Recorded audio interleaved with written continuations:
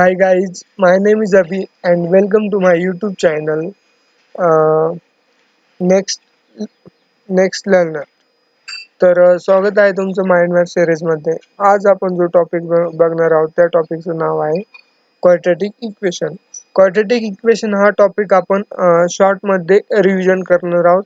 तर कोणते कोणते टॉपिक असतात क्वाड्रॅटिक इक्वेशन मध्ये आणि काय काय इम्पॉर्टंट असतं क्वाड्रॅटिक इक्वेशन मध्ये.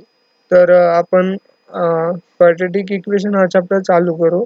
अं, तुम्हाला कन्सेप्टला व्हिज्युअलाइज करायचं, सेट क्लिअर गोल म्हणजे तुम्हाला कोणचं येत नाही कोणचं ते प्रॉपर्टीज वाईज किती प्रमाणात येतं किती प्रमाणात नाही, कोणत्या गोष्टीवर किती काम करायचं किती नाही, कोणतं परफेक्ट आहे कोणतं परफेक्ट नाही ते तुम्ही एका नोटबुक मध्ये नोट करून घेऊ शकतात. Quadratic equation what is a first question आपल्याला हा येतो की क्वाड्रॅटिक इक्वेशन म्हणजे काय.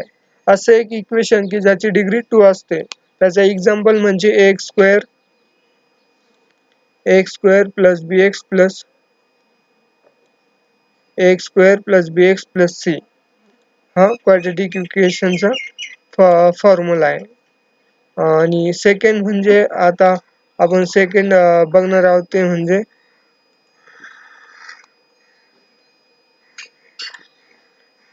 सेकंड बघणार आहोत quadratic equation x² + bx + c.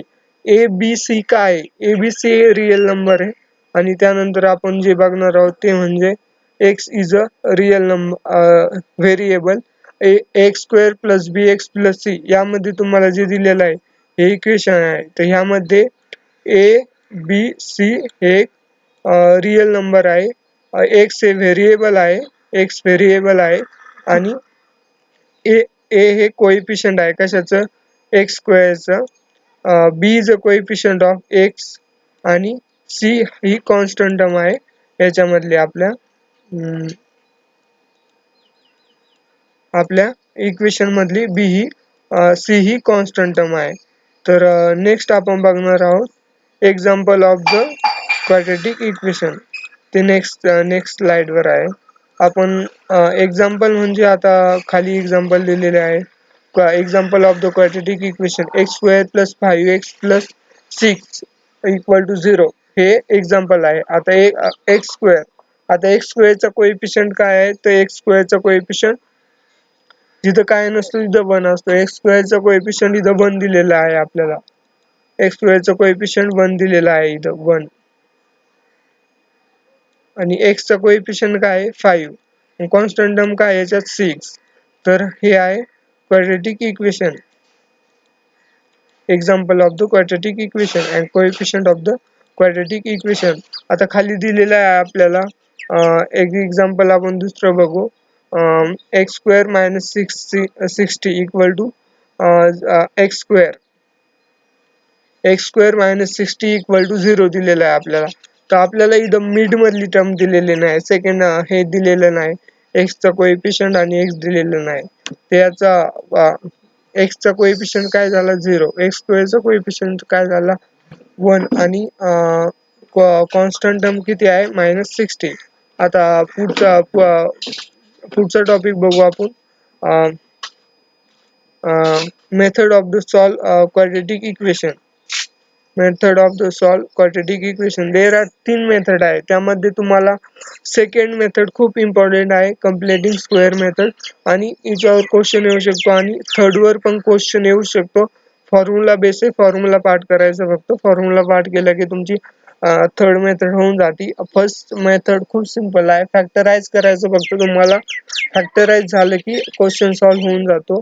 आणि सेकंड मेथड मध्ये तुम्हाला थोडी क्रिटिकल आहे, तुम्हाला क्वेश्चन येतोच तिच्यावर. तुम्ही ह्या 3 मेथड करून जा. तुम्हाला येत नसेल तर मला कमेंट्स बॉक्स मध्ये सांगा. मी तिन्ही पण मेथड एक एक्झाम्पल सहित तुम्हाला सांगून देईल. आणि सेकंड लास्ट टॉपिक आहे आपल्याला नेचर ऑफ रूट्स. याच्यावर पण क्वेश्चन येतो. हे नेचर ऑफ रूट्स डिपेंड कशावर असतं, डिस्क्रिमिनंटवर. डिस्क्रिमिनंटचा फॉर्म्युला काय, b² - 4ac हा डिस्क्रिमिनंटचा फॉर्म्युला आहे. तर डिस्क्रिमिनंट हे झिरोहून मोठं असलं तर रूट्स काय असते आपले रिअल अँड अनइक्वल.